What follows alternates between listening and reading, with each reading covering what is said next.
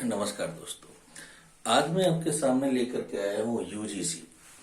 UGC अभी हाल ही में 2026 में इसको लॉन्च किया था। ये कह करके ये बड़े बड़े संसाधनों मतलब विश्वविद्यालय, विद्यालयों, महाविद्यालयों में जो जातिगत भेदभाव होता है उसको नियंत्रित करने के लिए लाया गया है। भेदभाव कौन कर रहा है? जो सामान्य वर्ग के लोग हैं वो SC, ST, OBC के साथ भेदभाव करते हैं। क्यों करते हैं? क्यों करते हैं? ये एक बहुत बड़ा प्रश्न है। कारण ये है, भेदभाव की जो मार्केटिंग की गई है उसका सबसे बड़ा कारण ये कि वो भेदभाव नहीं है, वो है अपने अस्तित्व की रक्षा का एक उपाय। ये देखो, काफी समय से ये क्लियर हो गया है कि सामान्य वर्ग के लोग जिन महापुरुषों को पूजते हैं, SC, ST, OBC उनको गाली देते हैं। सामान्य वर्ग के जो लोग हैं वो जिन ईश्वर की पूजा करते हैं, SC, ST, OBC उनको गाली देते हैं। सामान्य वर्ग की दृष्टिकोण में जो पुस्तकें, जो ग्रंथ पूजनीय हैं, SC, ST, OBC के लोग उनको जलाते हैं, उन पर पैर रखते हैं।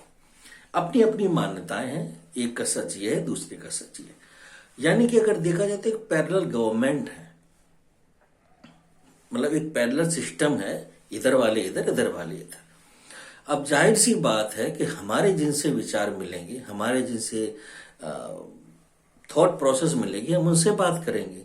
हम उससे क्यों बात करेंगे? जिससे बात करने का मतलब है कि हम स्वयं गाली खाएं, हम अपने पूर्वजों को गाली खिलवाएं, फिर जिन धर्म ग्रंथों या जिन ईश्वर की हम पूजा करते हैं उनको भला बुरा सुने। जाहिर सी बात है कोई नहीं सुनना चाहेगा। नहीं सुनना चाहेगा मतलब पास में बैठेगा भी नहीं। आपकी दुनिया अलग, हमारी दुनिया अलग। अब सवाल ये है कि यूजीसी आने से क्या नुकसान होगा? यूजीसी आने से नुकसान ये होगा कि जो वर्ग हमारे धर्म ग्रंथों से घृणा करता है, देवी देवताओं से घृणा करता है, मंदिर को पाखंड बताता है, पुजारी को कुछ भी बोल देता है, वो फिर हमारे सामने खुले होकर के बोलेगा, क्योंकि अब उसको एक और अधिकार मिल गया। जैसे SC, ST एक्ट में क्या है कि वो हमको गाली देगा तो कोई बात नहीं, लेकिन हमने पलट के दे दी तो एक्ट लग गया। यहां पर ही वही होगा। मान के चलो कि एक विद्यार्थी A है जो पढ़ने में बहुत होशियार है, अपने से मतलब रखता है, किसी से कोई लेना देना नहीं है, लेकिन उसकी एक कमजोरी है कि वो हर मंगलवार को मंदिर जाता है। अब ये 15-20 लोगों का ग्रुप आकर के उसको हनुमान जी को गाली देगा, मंदिर मंगल की पूजा को पाखंड बताएगा। वो एक दिन सुनेगा, 2 दिन सुनेगा, 3 दिन, हफ्ते भर के बाद वो चिल्ला पड़ेगा। और जैसे ही चिल्लाया, यूजीसी लागू। यानी कि वो 80%, 90% लाने वाले बच्चे की जिंदगी वहीं की वहीं खराब। तो बेसिकली हमको दिक्कत इस चीज से है कि अगर हमको उकसाया गया और हमने कोई ऐसा कृत्य किया तो हमारी तो लाइफ खराब। यानी या तो हम एक स्वतंत्र लोकतांत्रिक संवैधानिक देश में घुट घुट के जिए, और अगर आत्मसम्मान के साथ जीना चाहें तो हमारे ऊपर यूजीसी या SC, ST एक्ट लगा के हमारा कैरियर ही खत्म कर दो। प्रावधान सिर्फ ये होना चाहिए कि भाई अपनी जिंदगी तुम जियो, हमें हमारी जिंदगी जीना दो, न तुम हमारे में घुसो और हम तो तुम्हारे में घुस ही नहीं रहे। सीधी सी बात।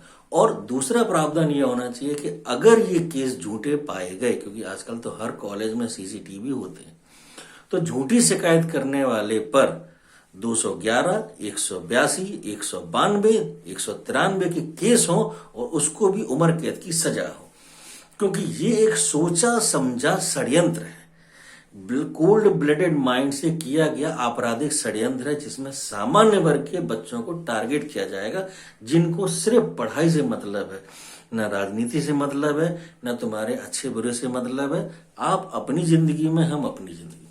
तो यूजीसी की जो सबसे बड़ी दिक्कत है वो है इनकी नियत में। अगर सामान्य वर्ग के प्रति घृणा द्वेष है तो हर कानून का दुरुपयोग कर रहे हैं और होता आ रहा है। आरक्षण का भी दुरुपयोग हो रहा है, SC, ST एक्ट का भी हो रहा है और यूजीसी का भी होगा। आज वो समुदाय इतना कमजोर निर्बल नहीं है, और क्यों हो? लोकतंत्र है, संवैधानिक देश है, यहां पर कोई भी नागरिक निर्बल होना ही नहीं चाहिए। हाँ, लेकिन अगर कानून बना के आप उसको निर्बल करेंगे तो वो निर्बल अपने आप हो ही जाएगा। तो यूजीसी की एकमात्र दिक्कत ये है कि ये एक षड्यंत्रकारी कार्यक्रम बन सकता है सामान्य वर्ग के लोगों की जिंदगी खराब करने के लिए। बस यही डर है और कुछ नहीं।